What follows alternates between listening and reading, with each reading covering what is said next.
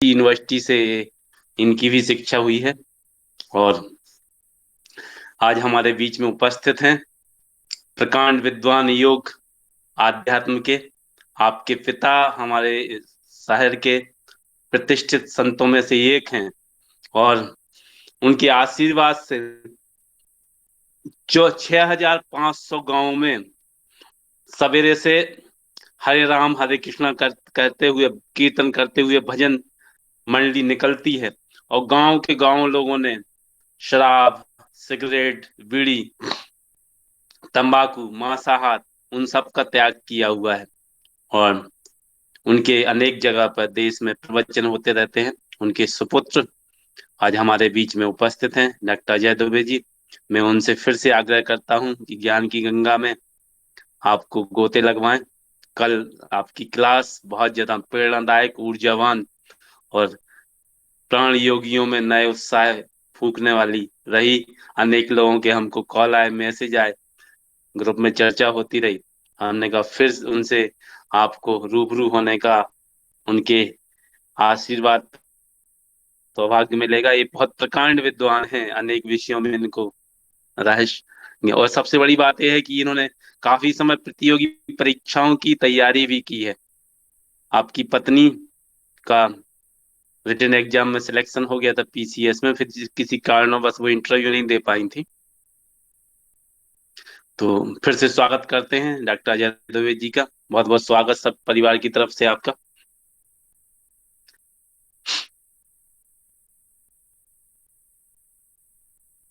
Mic को चालू कर लीजिए, माइक बंद है आपका।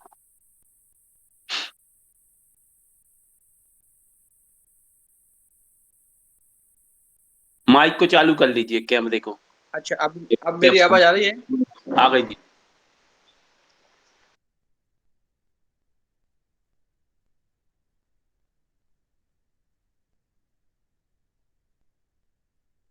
फिर हाँ। एक मिनट, मैं आपसे सिर्फ एक मिनट लूंगा। मैं अपने मोबाइल को फॉरवर्ड कर देता हूँ, कोई फोन कर रहा है मुझे बार बार, तो जी उससे जी डिस्टर्ब हो रहा है। मैं 1 मिनट लूंगा आपसे, जी जी मोबाइल को जरूर। मैं फॉरवर्ड कर देता हूँ। जी।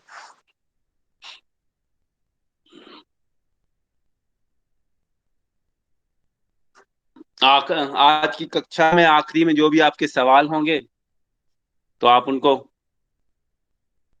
डॉक्टर दुबे के सामने समक्ष रख सकते हैं।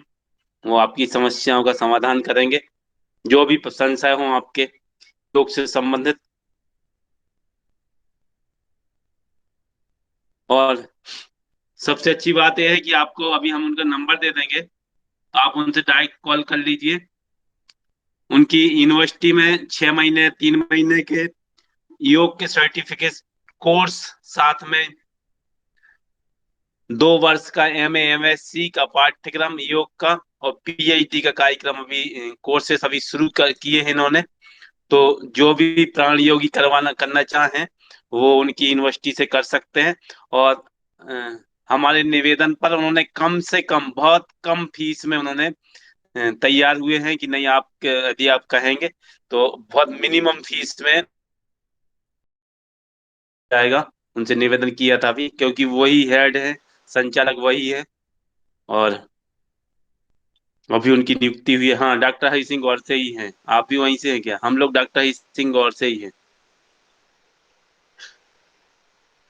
चलिए, आइए, स्वागत आपका नमो फिर। नारायण, सभी को हरिओम। थोड़ा टेक्निकल प्रॉब्लम जा रहा था, तो मैंने अभी फोन को फॉरवर्ड कर दिया है, जिससे कि कोई फोन आए तो वो डाइवर्ट हो जाए। सभी को बहुत शुभकामनाएं, अभिनंदन। और कल हम लोग कुछ अभ्यास किए थे। हमारे बीच में योगी योगानंद जी जो आपके साथ बहुत बड़ा काम कर रहे हैं, उनके लिए हम अपने हृदय की अनंत गहराइयों से शुभकामनाएं प्रेषित करते हैं, साधुवाद करते हैं।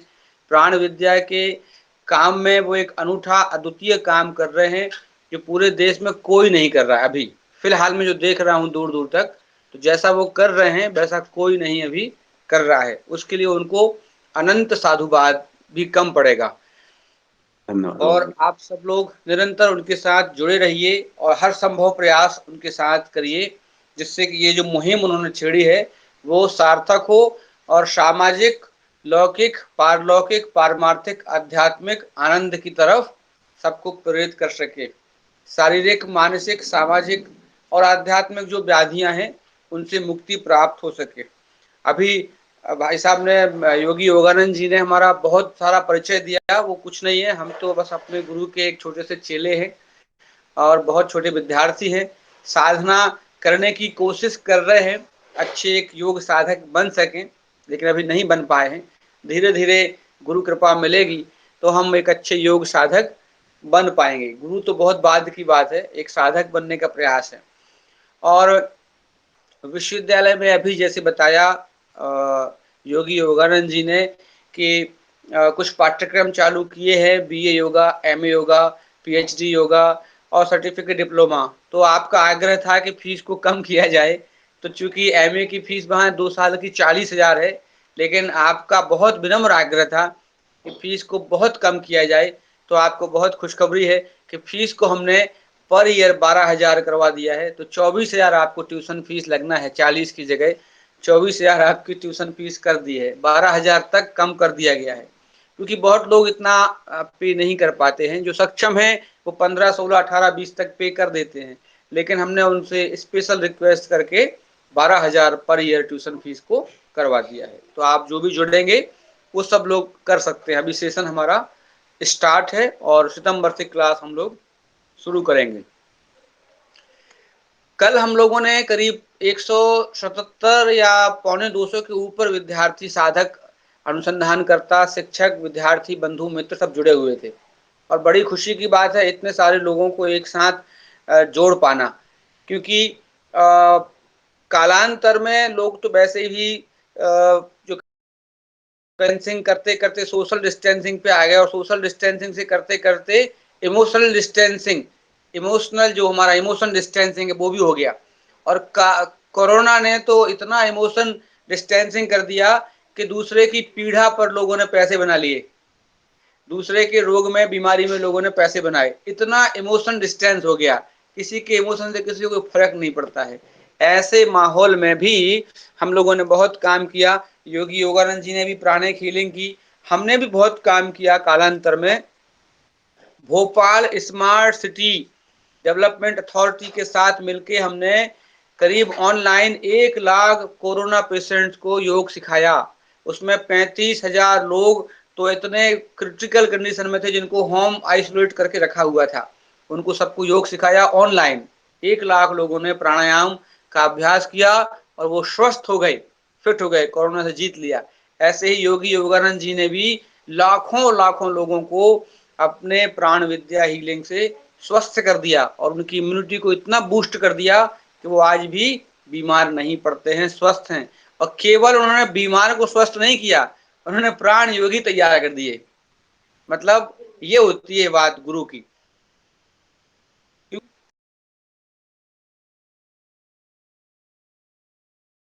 बनाने वाले को पारस कहते हैं, पारस मणि। लेकिन पारस से पारस नहीं बनता, ये बड़ी विचित्र बात है। पारस सोना बना सकता,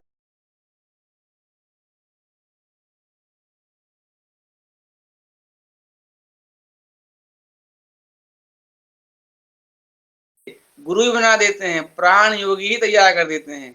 खुद तो प्राण हीलिंग करेंगे ही, आपसे भी करा रहे हैं, ये बड़ी बात है। क्योंकि ये गुरु बनाते हैं, चेला नहीं बनाते। आप सबको गुरु बना रहे हैं, ये बहुत बड़ी बात है। उसके लिए उनको साधुवाद। और अभी हम लोग 99 पर आ गए हैं, लगभग 100 का आंकड़ा हम छू लिए। कल हम लोगों ने थोड़ी चर्चा प्राण विद्या के संदर्भ में की थी और अभ्यास भी किया था। व्यवस्थित करें, नाड़ियों का शोधन करें, तो आपको जानना होगा कि आखिर ये जो चक्रों का शोधन है, पंचकोशों को परिष्कृत करना है, चेतना को ऊर्ध्वस गमन करना है, ऊर्ध्वरेत ले जाना है, और हमें अपने व्यक्तित्व में निखार लाते हुए, तो उसमें कुंडलिनी का एक विशेष महत्व है। प्राण विद्या की चिकित्सा वही कर सकता है जो कुंडलिनी का साधक है, कुंडलिनी योग को जानता है, जो कुंडलिनी को रोज जागृत करता है, नियमित जागृत करता है।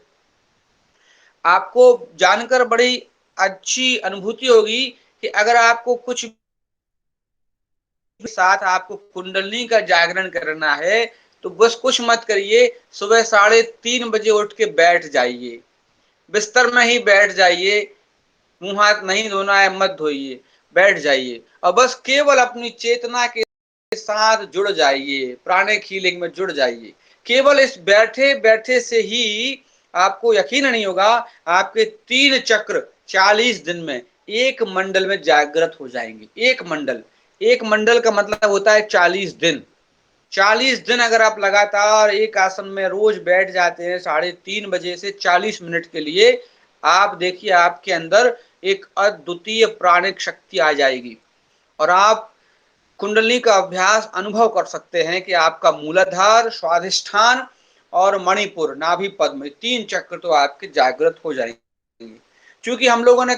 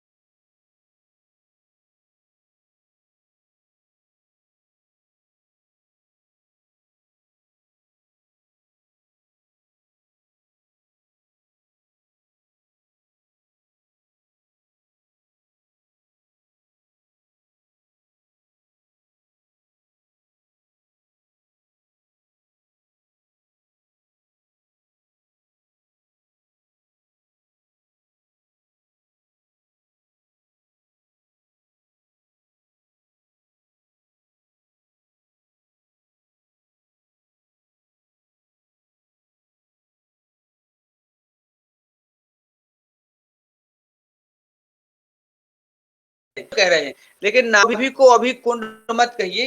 कुंड कुंड और नीचे है। नाभि एक वह जगह है जहां पर सारी शक्ति, सारी एनर्जी बंधी हुई है। ऐसे जैसे मुट्ठी बंधी है ना, ऐसे हमारी ऊर्जा वहां पर ऐसे एब्स्ट्रैक्ट रूप में बंधी हुई है। लेकिन कुंड कहां पर है? ध्यान रखिए, कुंड हमेशा नीचे होता है, ऊपर नहीं हो सकता।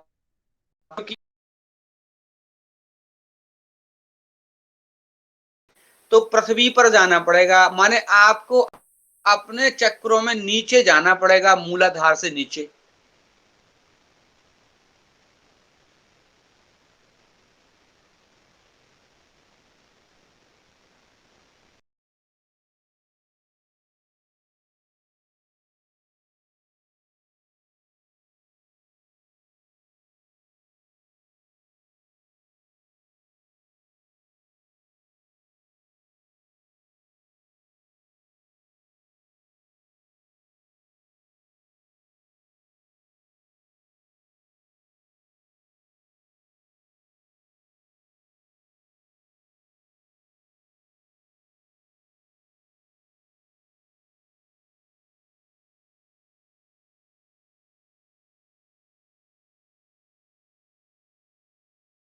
काम हम कहते ही है कि षट चक्र, लेकिन षट चक्रों के बाद एक सप्तम चक्र हम सहस्त्रार्थ की बात भी कर देते हैं। लेकिन ये षट चक्र जो है स्थूल शरीर में बताए जाते हैं कि हम ऐसे समझते हैं कि यहाँ भ्रू मध्य में, ललाट पर, माथे के भीतर आज्ञा चक्र है। लेकिन वास्तव में बंधुओं, साधकों, शिक्षकों, ऐसा है नहीं। ये यहाँ दिखाया जा रहा है, आपको माथा चमकता दिख रहा है, लेकिन यहाँ पर है नहीं। वो सूक्ष्म शरीर में है, यहाँ दिखाया जा रहा है। लेकिन वो आज्ञा चक्र कहाँ पर है? सूक्ष्म शरीर में विद्यमान है। कल हमने 3 शरीर की बात की थी। तो जो हमारा बीच का शरीर है, एस्ट्रल बॉडी है, उसमें सारे चक्रों का स्थान है। वही हमारे मूलाधार से लेकर सहस्त्रार्थ तक या बिंदु चक्र तक लेके चर्चा होती है। ये सब शरीर में है पानी। इन चक्रों में ऊर्जा का क्या संबंध है? आप लोग प्राण ऊर्जा के साधन करते हैं और प्राण ऊर्जा आप अपने कुंड से निकाल के और सब जगह सब दूर भेजते हैं, प्रेषित करते हैं, लोगों को ठीक करते हैं।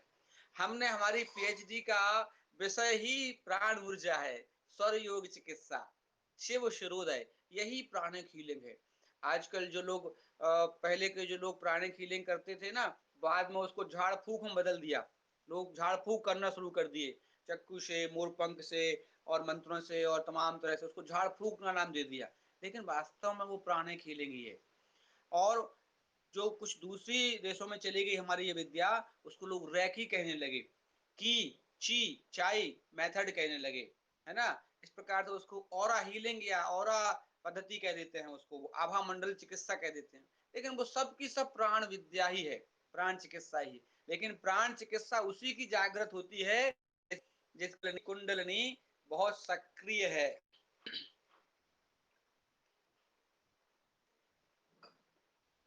सबकी प्राण उतनी प्रभाव पाती है, उसका आभा मंडल उतना प्रभावी नहीं हो पाता है। इसके लिए एक बात अलग है कि आप दिनचर्या को मैनेज करिए, आहार विहार को, आचार विचार को, अपने व्यवहार को, अपने व्यक्तित्व को ठीक करेंगे तो आपकी प्राण विद्या बहुत सक्रिय होगी, फलदायी होगी और लोगों को पारमार्थिक कल्याण में सहयोगी होगी। तो कुंडलिनी में शक्ति कौन सी काम करती है? हमारे पास दो शक्तियां हैं, डायरेक्ट एनफोर्समेंट है जो हमारे पास। एक है प्राण शक्ति, दूसरी है चिति शक्ति। प्राण शक्ति माने होती है cosmic force, cosmic power. Cosmic power मतलब हमारे जो पिंगला नाड़ी में सन ऊर्जा है, सोलर फोर्स है, उसको कहते हैं प्राण शक्ति, राइट नॉस्ट्रिल से। और जो लेफ्ट नॉस्ट्रिल से बह रही है प्राण ऊर्जा, उसको कहते हैं चिति शक्ति, चेतना शक्ति, उसको कहते हैं कॉन्शियसनेस, उसको कहते हैं माइंड शक्ति, माइंड पावर। वह लूनर फोर्स है, चंद्रमा से पोटेंशिएट होती है। तो दो ऊर्जा हमारे बॉडी में है, प्राण शक्ति और चित्त शक्ति। ये दो ऊर्जाओं का समन्वय, संतुलन ही कुंडलिनी योग का सार है, अन्यथा आप कुंडलिनी जागरण नहीं। अब देखिए, ये प्राण दिखता नहीं है, दो भागों में बढ़ जाता है, भागों में बढ़ता है। शारीरिक मानसिक शक्ति के रूप में आप इसको देखते हो, लेकिन अंदर जाके ये दो भागों के दो भाग हो जाते हैं। एक को कहते हो महाप्राण, एक को कहते हो उपप्राण। प्राण है जो सोलर फोर्स है, वो 5 भागों में बढ़ जाता है। कितने भागों में बढ़ जाता है बंधुओं? 5 भागों में। किसी को पता है महाप्राण के नाम? तो वो टाइप कर सकता है। महाप्राण 5 प्रकार के महाप्राण हैं। उसमें प्राण अपान व्यान उदान समान, ये 5 प्रकार के प्राण हैं। इनको महाप्राण कहते हैं, इनको ओजस प्राण कहते हैं, इनको एक्सटर्नल फोर्स कहते हैं, जो बाहरी शक्ति है, बाहर का फोर्स है। ये 5 प्रकार के हैं। और दूसरे होते हैं रेतस प्राण, उपो प्राण या सटल फोर्स कहते हैं जिनको हम, जो सूक्ष्म ऊर्जा के रूप में काम करते हैं। वो भी 5 हैं, जिनका संबंध मन से है, जिनका संबंध चंद्रमा से है, जिनको हम लूनर फोर्स भी कहते हैं, कॉन्शियस पावर भी कहते हैं। ये भी 5 हैं, नाग, कूर्म, कृकल, देवदत्त, धनंजय, ये भी 5। ऐसे 10 प्रकार के प्राण आपके शरीरों को संतुलित करते हैं, व्यवस्थित करते हैं, प्रबंधित करते हैं। इनके स्थान हैं, इनके स्थान शरीर में बताए गए हैं। इस शरीर में इन प्राणों का मूवमेंट है, क्योंकि प्राण का काम क्या है? एक ही काम है, क्रिया करना, चेष्टा करना, एक्टिविटी फैलाना बॉडी में, यही काम है इन प्राणों का। तो हमारे शरीर में प्राण का स्थान कहाँ है? हार्ट सेंटर में, हृदय में, यहाँ पर प्राण का। आपको मालूम होगा, अगर आपको पढ़ा हुआ आपने एक चूड़ामणि या शंकराचार्य के आपने भाष्य पढ़े हो, तो आपको मालूम चलेगा आत्मा का स्थान कहाँ पर है बंधु। आत्मा का प्रकाश पूरे शरीर में है, और स्थान कहाँ पर है? आत्मा का स्थान और आकार शंकराचार्य जी ने बतलाया है कि व्यास जितेंद्र गड़ा जी ने बताया है, मुक्ता लाहौटी जी बता रही हैं कि आत्मा हृदय में रहती है, हृदय गुहा में, कैविटी ऑफ हार्ट के भीतर, सूक्ष्म शरीर में वहीं जाएंगे। और उसका आकार क्या होगा? बाएं हाथ के अंगुष्ठ मात्र, ये बाएं हाथ का अंगूठा है, इसके साइज का आत्मा का टिमटिमाता तारा हार्ट सेंटर के भीतर रहता है और उसका प्रकाश पूरे शरीर में फैलता है। ठीक है, वहीं आपका प्राण का स्थान भी है। प्राण बहुत नियर टू सोल है, बहुत करीब करीब प्राण है, प्राण का स्थान भी वहीं है। और उसके बाद है दूसरा प्राण जो है वो अपान प्राण, महाप्राण। अपान प्राण जो है वो नाभि से नीचे रहता है और जो नाभि से नीचे की सारी क्रियाएं करता है, चाहे वो मलमूत्र विसर्जन हो, चाहे आंतों में क्रियाएं हो, संचार हो, चाहे वहां पर जो भी क्रियाएं होती है वो नाभि से नीचे की सारी क्रियाएं आपका अपान प्राण करता है। इसके बाद तीसरा प्राण है वो है समान प्राण। समान प्राण जो है वो नाभि प्रदेश में रहता है, नाभि से नीचे अपान और नाभि से नाभि के चारों तरफ फैला हुआ है, उस प्राण का नाम है समान प्राण। नाभि में समान प्रकार की को है। और चौथा प्राण है उदान प्राण, का स्थान है कंठ से ऊपर, कंठ स्थान, ये आपके हृदय से ऊपर आएंगे।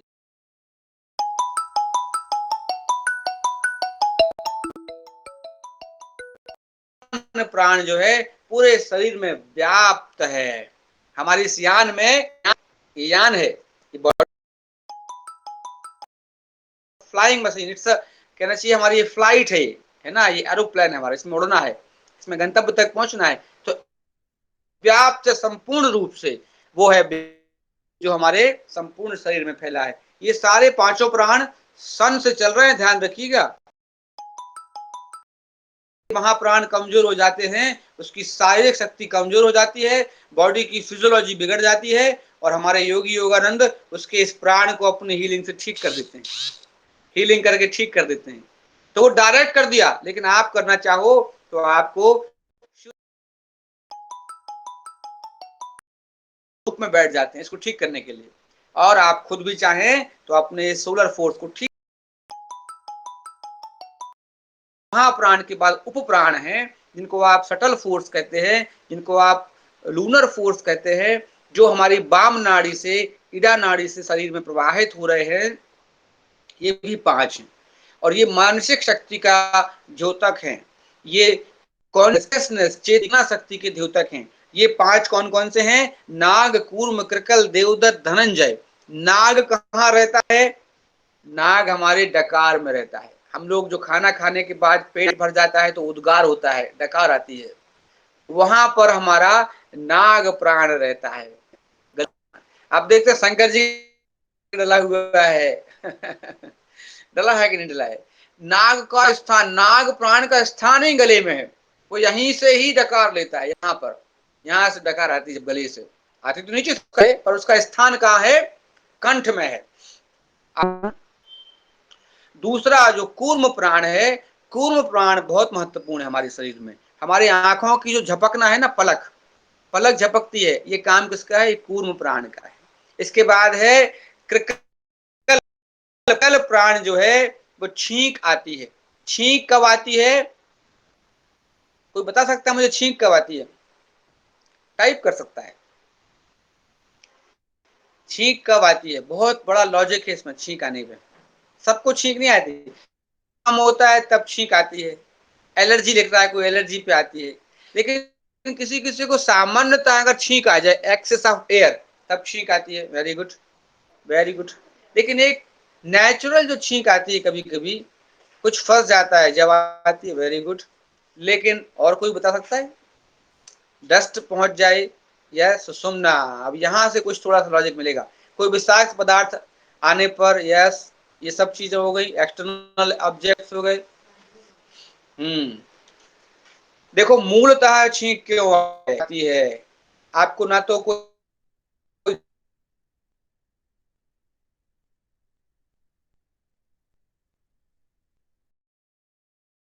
छींक आती है, जलनीति करते हैं जब, वो तो सब चीजें एक्सटर्नली है, वो आर्टिफिशियल हो जाते हैं। नेचुरली छींक आती है, मालूम है आपको?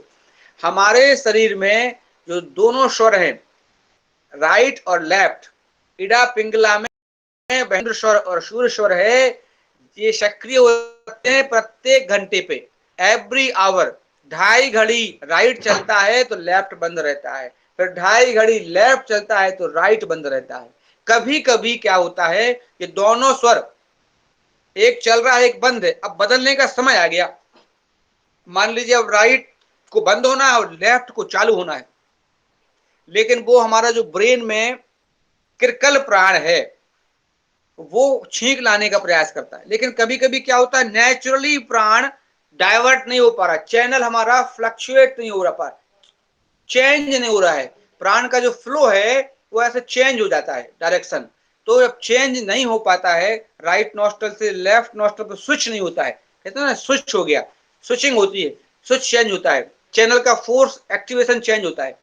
जब हमारा ब्रेन चेंज नहीं कर पाता है ऑटोमेटिकली, तब कृकल प्राण क्या करता है, यहाँ ब्रेन के अंदर सेंसेशन क्रिएट करता है और छींक आती है, और छींक आते साथ ही हमारा चैनल चेंज हो जाता है, राइट का लेफ्ट हो जाता है और लेफ्ट का राइट हो जाता है, चेंज हो, एक बंद हो जाता है एक खुल जाता है। हमारे पुराने दादा लोग कहते थे, पूर्वज कहते थे कि जब छींक आए तो कहीं जाओ मत। क्यों कहते थे? इसीलिए कहते थे कि जब छींक आती है तो अशुभ नहीं होता है, उस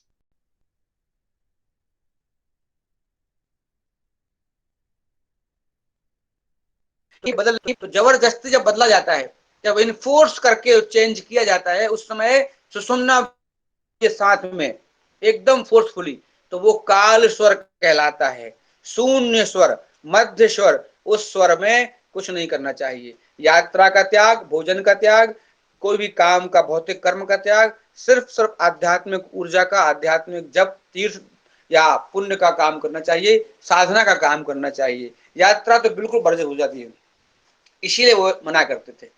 तो इस प्रकार से कृकल का काम हो गया। देवदत्त क्या करता है, जमाई लेता है, सोने पर जमाई आती है।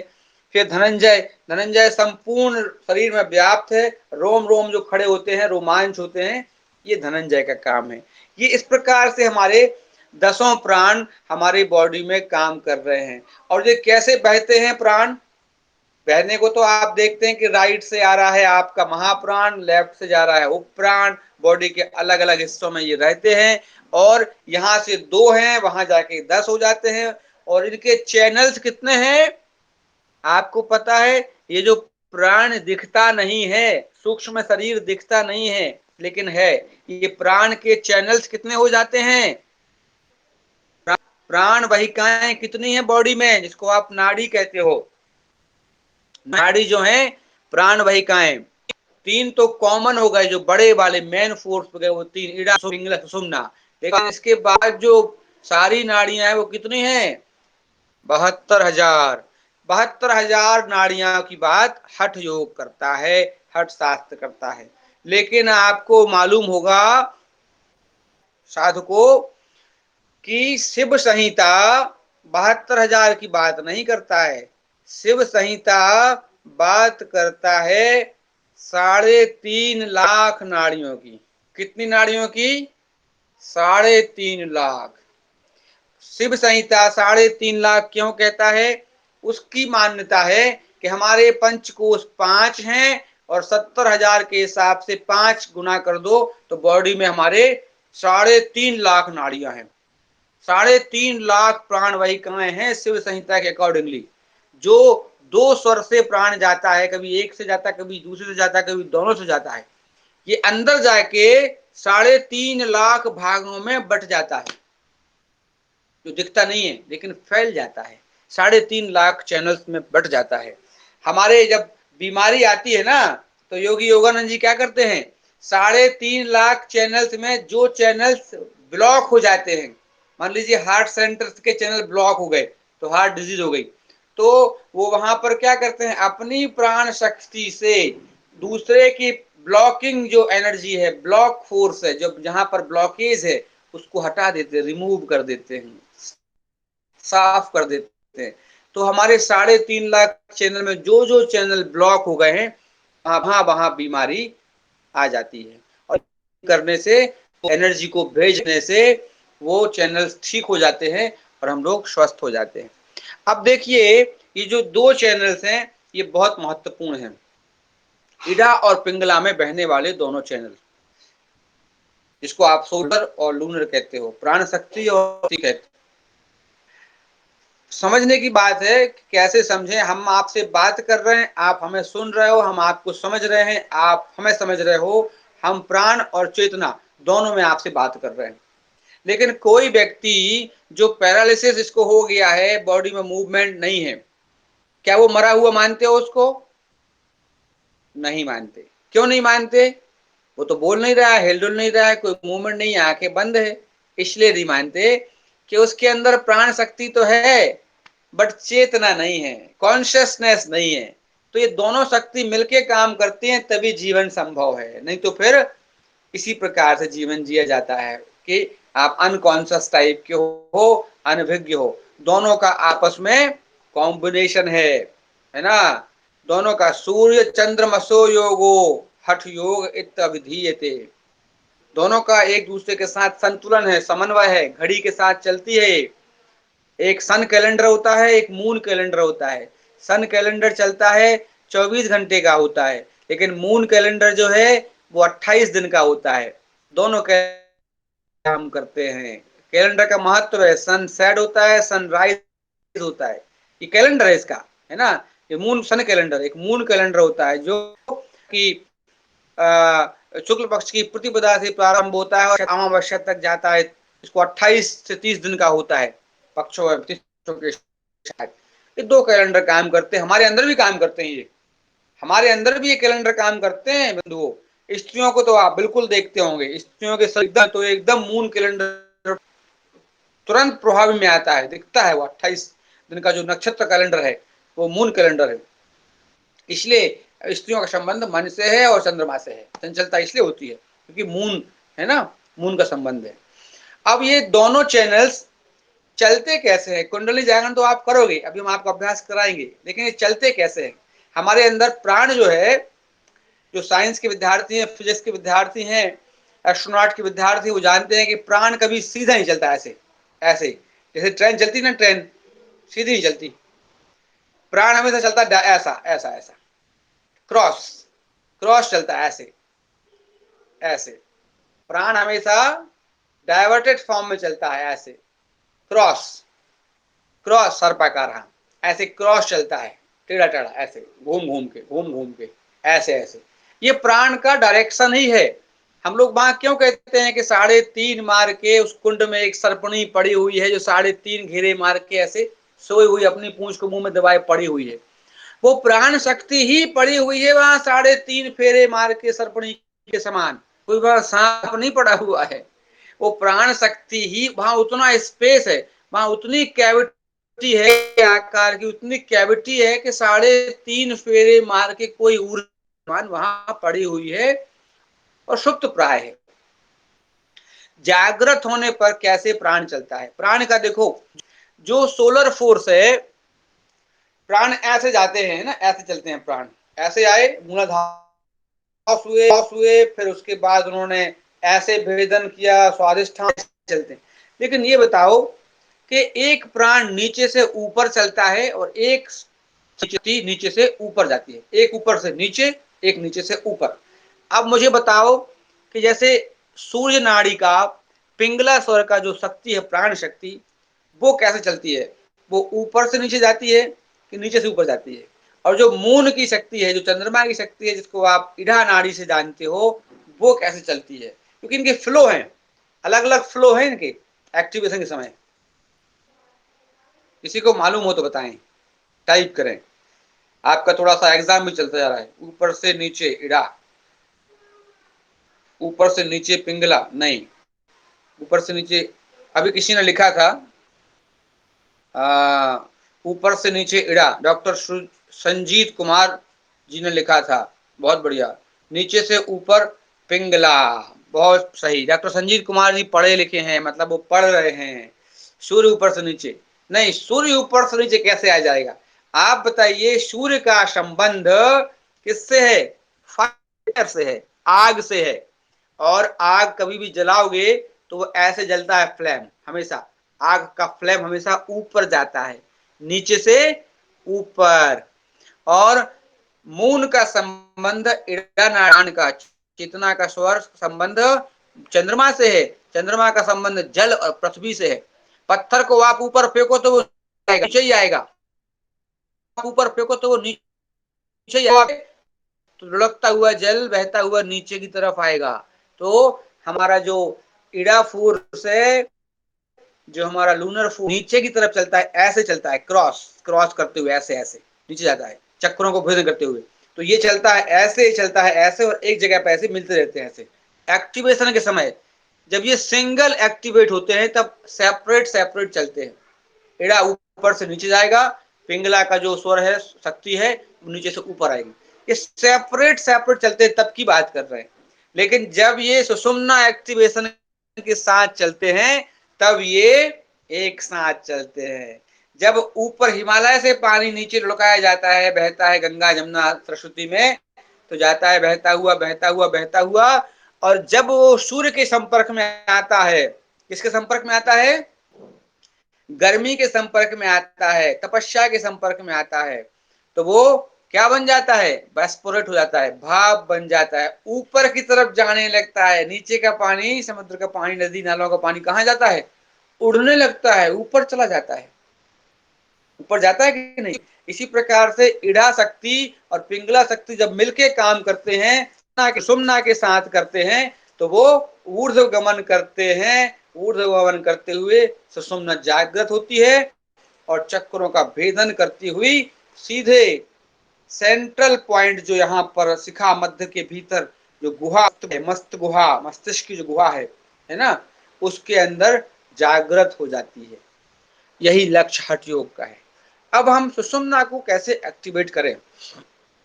आइए हम लोग पहले कल की साधना को दोहराएंगे और फिर उसके बाद एक प्राणायाम हम ऐसा सिखाएंगे आपको आज, जो कि हिमालयन ट्रेडिशन का प्राणायाम है। हिमालयन ट्रेडिशन में चैनल प्यूरिफिकेशन के नाम से सारे प्राणायाम हैं। और आप प्राण विद्या के साधक हैं, प्राण विद्या का मतलब ही होता है चैनल को प्यूरिफाई करना, प्यूरिफाई करना।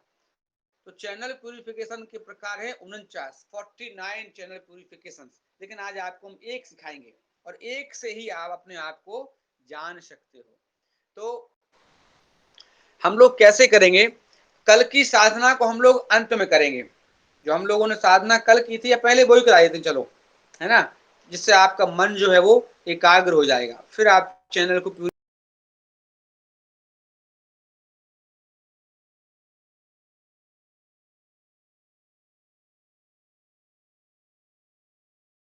गुण नहीं है, दोष है। इस शरीर में जो कुछ भी है सब दोष ही दोष है कुछ है ही नहीं। हर जगह से मल मूत्र निकलता है, दोष निकलता है, कीटाणु निकलता है, हर जगह पूरा दोष ही दोष है। बात, पित्त और कफ। बात का स्थान है नाभि से नीचे, पित्त का स्थान है नाभि और हृदय के बीच में, और हृदय से ऊपर कंठ के ऊपर कफ का स्थान है। ये तीनों बॉडी में सम्य अवस्था में रहते हैं तो हम बीमार नहीं पड़ते। आकार उकार मकार का उच्चारण करने वाले का ये है। और नाभि से होगा, मणिपुर चक्र से होगा, इसका स्पंदन आप मूलाधार तक फील करेंगे। उकार का से लेके कंठ तक करेंगे, जो कि कफ दोषों, पित्त दोषों को शांत करेगा। और मकार का उच्चारण आप मस्तिष्क और माथे और मस्तिष्क के स्पंदन पर अनुभव करेंगे, जो कि आपके कफ दोषों का संतुलन करेगा। और ये 3 प्रकार की वेदों की जागृति करता है आपके भीतर। ऋग यजुर शाम, ऋग यजुर और शाम, ये 3 प्रकार के वेदों की अनुभूति कराएगा, आपके भीतर जागृति कराएगा। क्योंकि ओमकार ही सृष्टि का सृजन करता है। ओम, भगवान कृष्ण कहते हैं ना, ध्वनि में मैं नाद हूं, नादों में नाद, प्रणव नाद हूं, ओमकार हूं। मेरी आवाज तो आ रही है ना सभी को? जी, ठीक है। किसी किसी का नेटवर्क नहीं होगा तो अपना नेटवर्क चेक करते रहें। और जी, सबको आवाज आ रही है, बहुत बहुत बढ़िया, धन्यवाद। तो अभी हम लोग अपने-अपने दोषों को ठीक करेंगे। पहले हम वात दोष ठीक करेंगे, फिर हम पित्त करेंगे, फिर कफ करेंगे, फिर तीनों को एक साथ जोड़कर साम्य अवस्था में ओमकार करेंगे। ध्यान रखिएगा, कमर गर्दन सीधी कर लें और सिद्धासन में बैठ जाएं या स्वस्तिकासन में बैठ जाएं या पद्मासन जाएं, वज्रासन में बैठ जाएं, नहीं तो पालथी मार के बैठ जाएं और अपने हाथों को गोद में रख लें। दोनों हथेलियां एक दूसरे पर, दाहिनी हथेली बाईं हथेली के ऊपर, अंगूठे मिले हुए। अगर आप अपने हाथों को नाभि के पास रख सकते हैं तो बहुत उत्तम है, नहीं रख पाए तो कोई बात नहीं, गोद में रख लीजिए।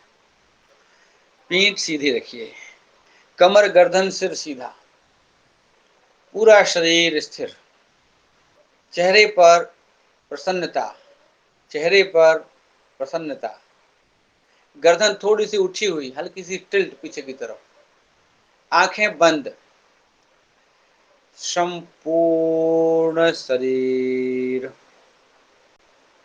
ढीला,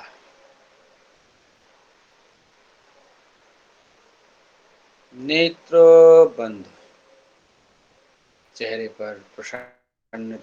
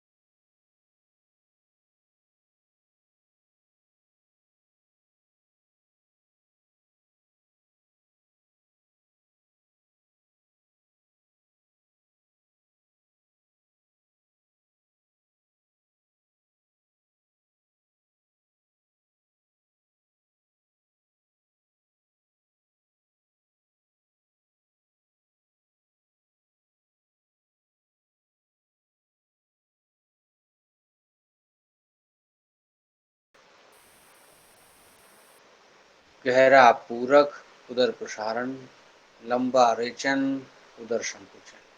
अब हम 3 बार अकार मंत्र का उच्चारण करेंगे। अकार मंत्र, अकार मंत्र का उच्चारण, मुख को खोलिए, गहरा पूरक,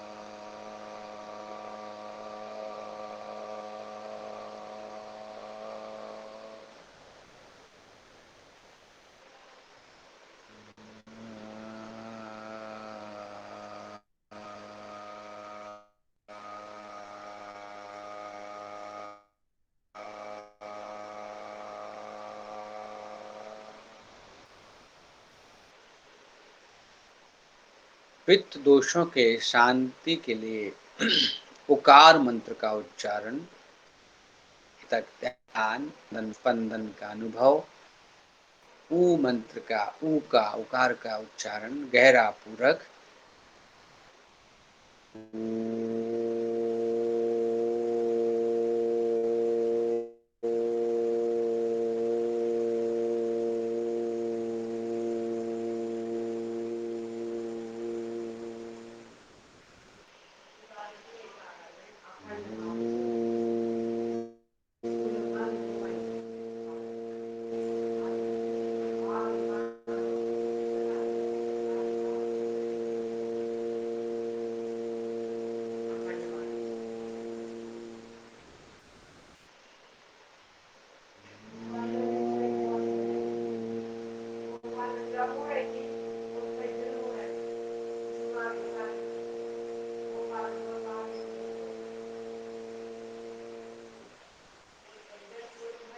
अब आप कफ दोषों की निवृत्ति के लिए जीभ को पैलेट पर तालु मूल में लगाइए।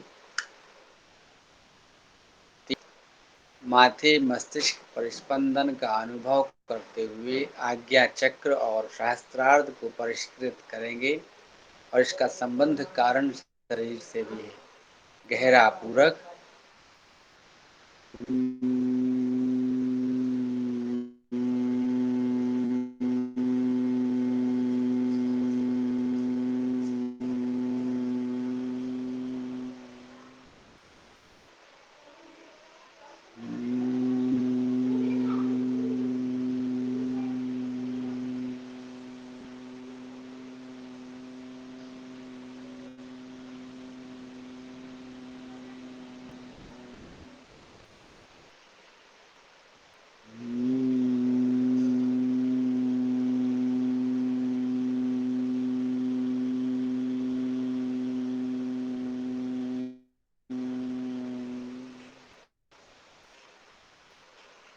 अब हम तीनों दोषों को साम्य अवस्था में रखते हुए स्थूल सूक्ष्म कारण शरीरों के संतुलन, पंचकोशीय अनुभूति और कुंडली की प्राण शक्ति की ऊर्ध्व गति को महसूस करने के लिए 3 बार ओमकार का उच्चारण करेंगे। गहरी श्वास लीजिए।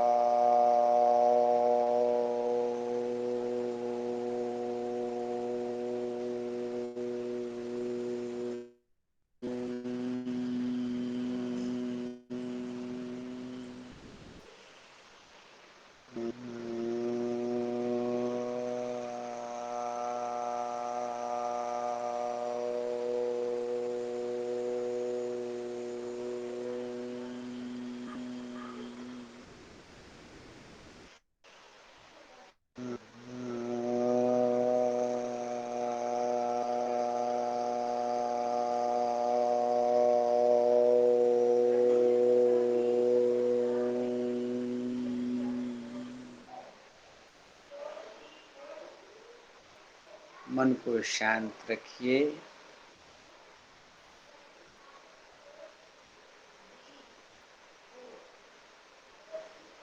प्राण शक्ति को मूलाधार चक्र से महसूस करना है। गहरी श्वास लीजिए। मूलाधार चक्र को अनुभव कीजिए।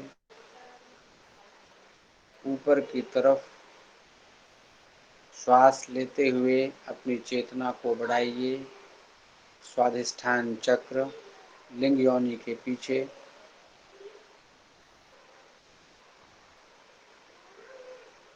गहरी श्वास लेते हुए मणिपुर चक्र का अनुभव कीजिए नाभि के पीछे।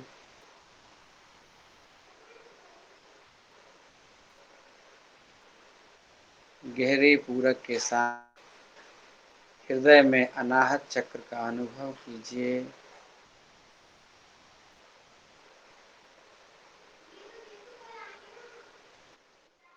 गहरे पूरक के साथ कंठ में विशुद्धि चक्र का अनुभव कीजिए।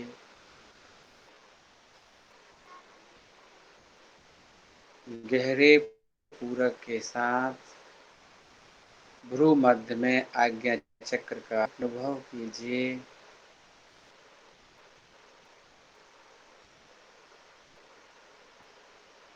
और गहरे पूरक के साथ मस्तिष्क के भीतर कपाल रंध्र में सहस्त्रार्ध चक्र का अनुभव कीजिए।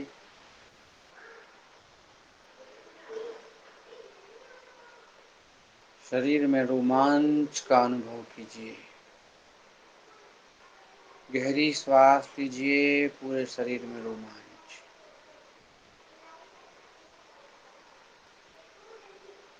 आप एकाग्र हैं। इड़ा पिंगला संतुलित है। सुषुम्ना सक्रिय है। हिमालयन ट्रेडिशन का एक प्राणायाम हम लोग करने जा रहे हैं। आंखें खोलने के पहले हाथों को जोड़ के थोड़ा हाथों को गर्म कर लीजिए। हथेलियां गर्म करके आंखों पर रखकर थोड़ी आंखों की हीलिंग कर दीजिए, चेहरे की हीलिंग कर लीजिए और फिर धीरे से नेत्र खोलकर इस हिमालयन ट्रेडिशन के प्राणायाम को पहले समझ लीजिए। राउंड हम कर पाएंगे और समय पूरा हो जाएगा। अगली बार हम ज़्यादा करेंगे, एक राउंड ही कर, लेकिन आप घर पे शाम को नित्य कम से कम 6 मिनट इसका अभ्यास करना है। कैसे करेंगे? दाहिने हाथ की प्रणव मुद्रा बनाइए और अपनी बाईं नासिका को, लेफ्ट नॉस्ट्रिल को बंद कर दीजिए। सभी लोग एक साथ करिए, मेरे साथ करिए। लेफ्ट नॉस्ट्रिल को बंद कर लीजिए, राइट नॉस्ट्रिल से श्वास छोड़ना है और लेफ्ट से लेना है, ये एक हो गया। फिर राइट से छोड़ना है, लेफ्ट से छोड़ना है, दो हो गया। फिर राइट से छोड़ना, लेफ्ट से लेना, ये तीन हो गया। फिर उल्टा करना है, फिर लेफ्ट से छोड़ना, राइट से लेना, चार। फिर लेफ्ट से छोड़ना, राइट से लेना, पांच। फिर लेफ्ट से छोड़ना, राइट से लेना, छह। फिर दोनों से छोड़ना, दोनों से लेना, सात। दोनों से छोड़ना, दोनों से लेना, आठ। दोनों से छोड़ना, दोनों से लेना, नौ। तो ऐसे 3 बार क्लॉकवाइज गए, 3 बार एंटी क्लॉकवाइज गए, 3 बार दोनों से छोड़ा, दोनों से लिया, ऐसे 9। एक राउंड हुआ। आइए हम लोग करते हैं। पहले 3 बार राइट टू लेफ्ट करेंगे। ओके, लेफ्ट नॉस्ट्रिल को बंद रखिए, दाहिनी नाक से श्वास छोड़िए।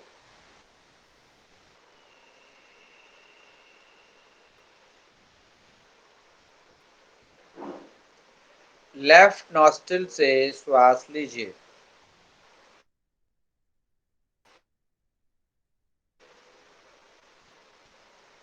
फिर राइट से छोड़िए,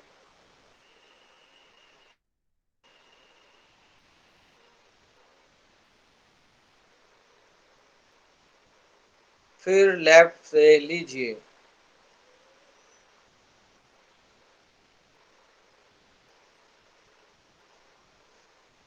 फिर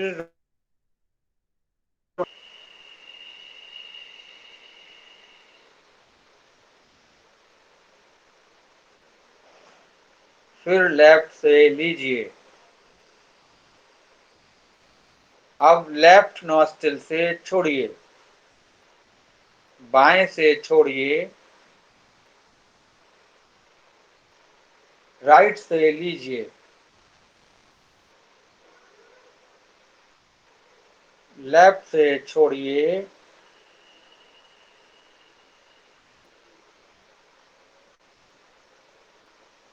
राइट से लीजिए,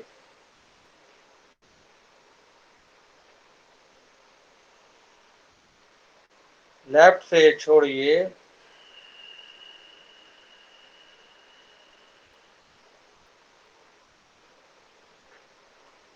राइट से लीजिए। दोनों से छोड़िए,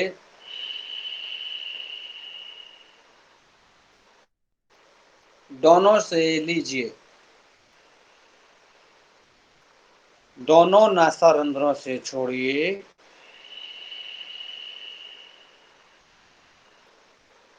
दोनों नासारंध्र से लीजिए। दोनों नासारंध्र से छोड़िए,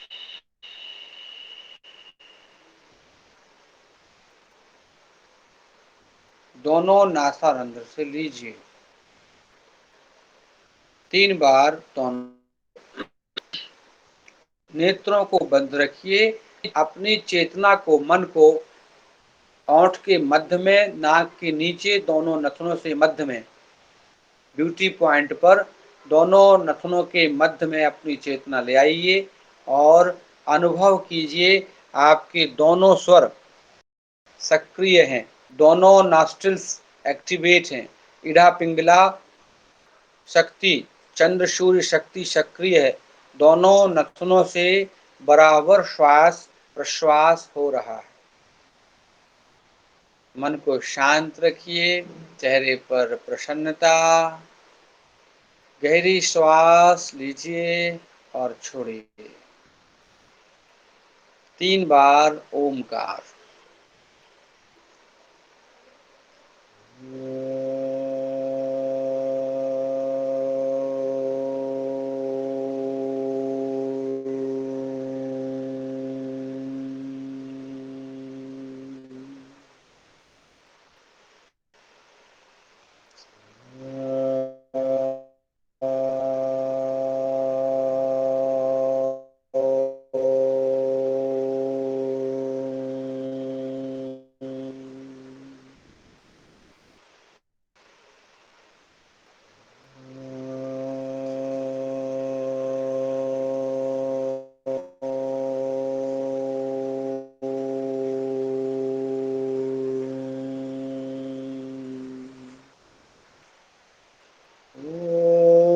पूर्णमदः पूर्णमिदं पूर्णात् पूर्णमुदच्यते पूर्णस्य पूर्णमादाय पूर्णमेवावशिष्यते।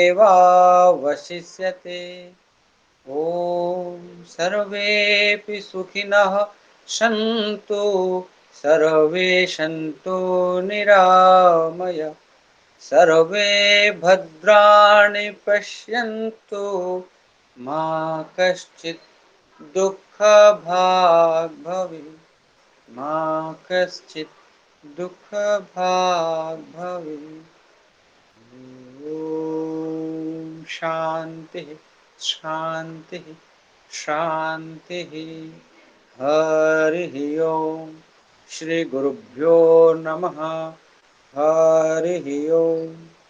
दोनों हाथ जोड़कर अपने इष्ट का, गुरुजनों का, माता पिता का ध्यान वंदन समायापन नमन कीजिए।